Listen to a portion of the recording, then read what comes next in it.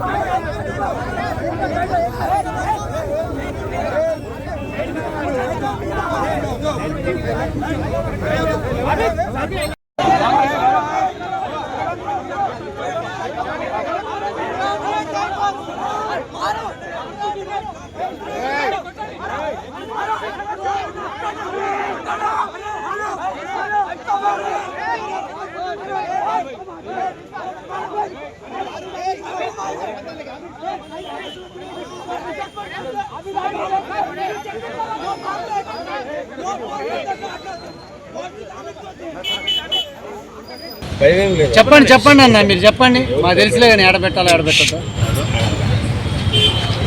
మనం పాకిస్తాన్ పెంచి పోషించినటువంటి Islamic టెర్రరిస్టుల్ని target చేసుకొని వాళ్ళు మన బంధువుల మీద, భారతీయుల మీద దాడి చేసిన దానికి ప్రతీకారం తీర్చుకునే విధంగా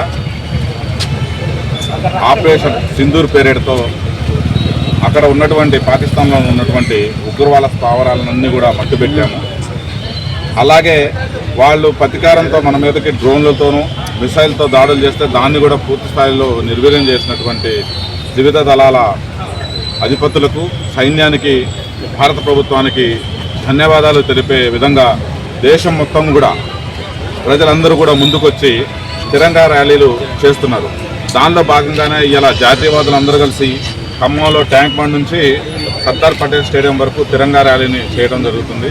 ఈ చేసినటువంటి సందర్భంలో ఇల్లెందు క్రాస్ రోడ్ దగ్గరకు ర్యాలీ వచ్చిన సందర్భంలో అక్కడ వాళ్ళు ట్రాఫిక్ ఆపారు. ట్రాఫిక్ పోలీసులు ఇద్దరు తొందర ఏముంది, మేము వెళ్తాం, మాకు అర్జెంట్ పని ఉంది, ర్యాలీ ఆగుతుంది, మేము ముందర వెళ్తామని చెప్పిన సందర్భంలో ట్రాఫిక్ కానిస్టేబుల్ వారించారు. ఇంకొక 2 minutes అయితే ర్యాలీ అయిపోతుంది, దాని తర్వాత మీరు వెళ్దామని.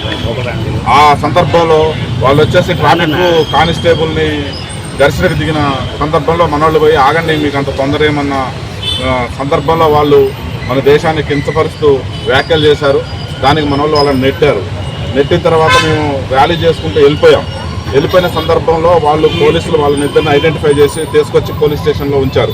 ఇదంతా అయిపోయిన తర్వాత విషయం ఏం జరిగిందనేది సిఐ గారిని తెలుసుకోవడానికి మేము వచ్చిన సందర్భంలోనే ఈ లోపలనే పోలీస్ స్టేషన్లో ఒక 200 మంది వాళ్ళ తాలూకు జనాలు పోగారు. అంటే దీన్ని మనం ఏ విధంగా అర్థం చేసుకోవాలో మీ ఊహకే వదిలేస్తున్నాను. ఇది ఇన్స్టెన్షనల్గా చేయకపోతే ఒక 5 to 10 minutesలో ఒక 100 నుంచి 200 మంది ఇక్కడ పోలీస్ స్టేషన్లో గుమ్ముకూడాల్సిన పరిస్థితి ఏముంది? మనం భారతీయులందరం కలిపి సైనికులకు ధన్యవాదం తెలిపేటువంటి ర్యాలీ, ఇది జాతీయవాద ర్యాలీ చేస్తుంటే ఇలాంటి దుశ్చర్యలు చేసిన వీళ్ళ మీద చర్యలు తీసుకుంటాం. రేపు దీనికి మేము ఖమ్మం బంద్కు పిలుపునిస్తున్నాం. జాతీయవాదులందరం కలిసి కూడా ఖమ్మం బంద్కు పిలుపునిస్తున్నాం. అదేవిధంగా రేపు బండి సంజయ్ గారు కూడా ఇక్కడికి వచ్చే అవకాశం ఉంది, వస్తున్నారు ఇక్కడికి ఖమ్మం.